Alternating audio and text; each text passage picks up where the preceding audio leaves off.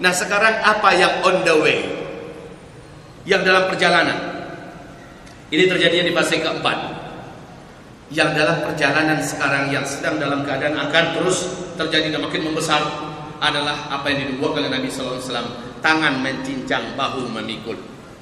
Karena sebab terjadilah akibat. Ini adalah sunnatullah. Akibat benteng perlindungan bumi ini adalah Islam dan syariat Islam. Dan satu terakhir, benteng terakhir jalannya syariat Islam adalah Arab Saudi yang memimpin Mekah dan Madinah. Sudah amblas, sudah jebol. Maka wahai kaum muslimin, berbagai bencana alam sudah dimulai. Satu, bencana alam yang terbesar, menyebarnya terlebih dahulu zuhurul amradil mu'diyatil musta'siyati fi akhir zaman. Bermunculannya berbagai macam penyakit-penyakit menular yang sangat keras dan membandel, menular dengan sangat cepat dan mematikan. Ala mustawa alami, dalam standar global, ya, bukan untuk satu negara saja, tapi mendunia. Inilah dia zamannya.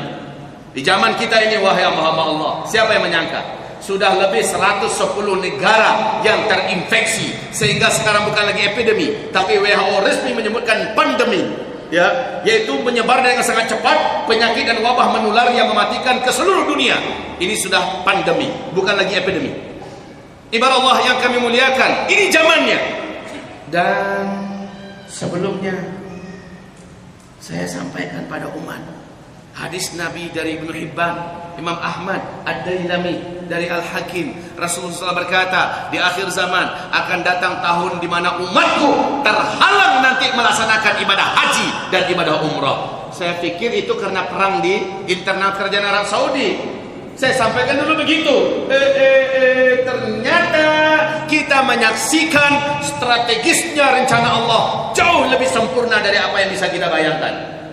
Hanya dengan isu COVID-19, Arab Saudi akhirnya menutup seluruh pintu-pintu masuk.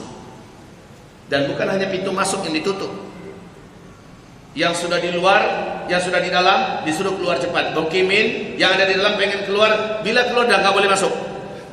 Yang di dalam tidak diizinkan untuk melaksanakan ibadah umroh. Larangan ini masih terus berlangsung, dan sementara COVID-19 semakin ganas, belum ditemukan vaksinnya, belum ditemukan obatnya. Menurut WHO, obat COVID-19 vaksinnya paling cepat bisa ditemukan 18 bulan sejak dia muncul. Munculnya adalah 23 Desember, nanti 18 bulan baru muncul. Sekarang saja ini sudah merenggut nyawa ribuan jumlahnya kaum muslimin yang kami muliakan. Wahai ibadah Allah yang kami muliakan, Arab Saudi sudah menutup diri. Masjidil Haram sudah tidak lagi didatangi untuk umroh. Apa yang akan terjadi berikutnya dengan bumi kita? Disinilah puncak kengerian itu. Wahai bapak, ibu yang kami muliakan, orang kalau sudah tidak umroh ke sana, bahaya bagi bumi ini. Orang kalau sudah tidak tawaf di sekitar Ka'bah, bumi ini terancam. Sebab apa? Kestabilan bumi ini adanya di pusat rotasi bumi, ya, pusat rotasi bumi menuju langit yang membuat bumi ini seimbang adalah Masjidil Haram. Dari situ langsung tembus ke Sidratul Muntaha, ibarat tali, ya, di sini gantungannya. Dan ini akan terus berputar selama orang masih tawaf di dalamnya. Coba bayangkan ketika gasing berputar, ketika putarannya kencang karena banyak orang-orang tawaf, maka gasing itu akan stabil, betul tidak? Tapi bagaimana ketika gasing tadi sudah melemah, karena sudah tidak ada lagi yang memusingnya, yang memutarnya, maka dia akan melemah. Semakin melemah putaran gasing, apa yang terjadi pada gasing? Gasing akan labil, dia akan goncang. Makin dekat dia berhenti, makin goncang. Disitulah tahun-tahun gempa, kata Rasulullah.